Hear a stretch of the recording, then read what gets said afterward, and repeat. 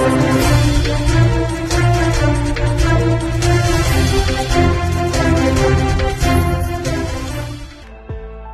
મહાનગરપાલિકાના મેયરને માજી કોર્પોરેટરે પત્ર લખી બીપીએમસી એક્ટ 1949ની કલમ 36ની પેટા કલમ 3 હેઠળ સુરત મ્યુનિસિપલ કમિશનરને તેઓના પદ પરથી હટાવવાની દરખાસ્ત લાવવા માંગ કરી હતી.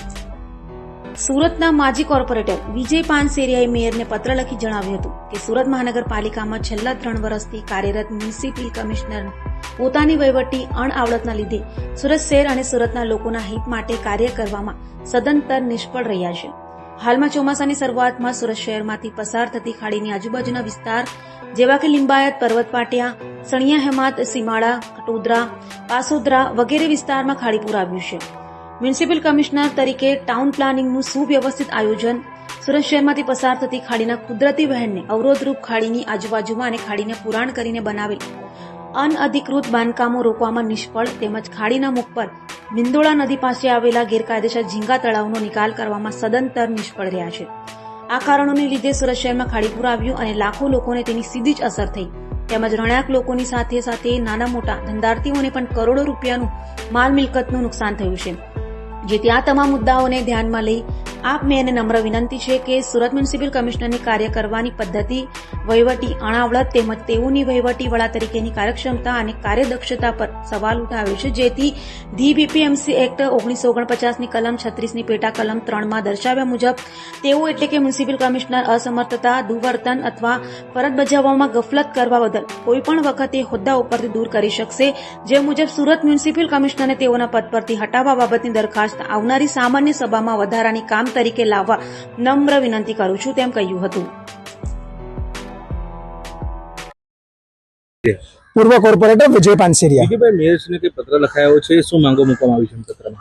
મેયરશ્રીને આજરોજ એક પત્ર લખ્યો છે જેમાં સુરત મહાનગરપાલિકાના મ્યુનિસિપલ કમિશનર છે એમને એમના પદ પરથી હટાવવા માટેનો પત્ર લખ્યો છે. સુરત શહેરમાં જયારે ચોમાસુની શરૂઆત થઈ અને જે ખાડીપુર આવ્યું અને સુરત શહેરમાં જે ખાડીપુરની આજુબાજુનો જે વિસ્તાર છે એ લિંબાયત હોય, પર્વત પાટિયા હોય, સણિયા હેમાદ હોય, સીમાડા હોય કે આ આજુબાજુનો જે વિસ્તાર છે એમાં પાણીનું ખાડીપુર આવ્યું. ખાડીપુર આવ્યા એના મુખ્ય મેં કારણો દર્શાવ્યા કે સુરત મહાનગરપાલિકાના જે મ્યુનિસિપલ કમિશનર શ્રી છે એ છેલ્લા 3 વર્ષથી કમિશનર શ્રી તરીકે ફરજ નિભાવે છે. એમને જે આયોજન કરવું પડે ટાઉન પ્લાનિંગ પ્રમાણે એ નથી કર્યું. બીજું, જે કુદરતી વહેણ છે ખાડીનો એની આજુબાજુમાં જે અનધિકૃત બાંધકામો થઈ ગયા છે, બ્રિજો બની ગયા છે, એ હટાવવામાં નિષ્ફળ રહ્યા છે. અને સાથે સાથે આ જ્યારે ખાડી જ્યારે મિંડોળા નદીને મળે છે ત્યારે એની આજુબાજુમાં જે ગેરકાયદેસર રીતે ખોટી રીતે જે ઝીંગા તળાવો બનાવી દીધા છે જેને લીધે પાણી બેક મારે છે અને જે ખાડીની આજુબાજુનો વિસ્તાર છે ત્યાં ખાડી પૂર આવે છે. જેને લીધે સુરતના જે ખાડીની આજુબાજુમાં જે લોકો રહે છે એમના રહેણાંક વિસ્તારમાં પાણી ઘૂસી ગયા છે.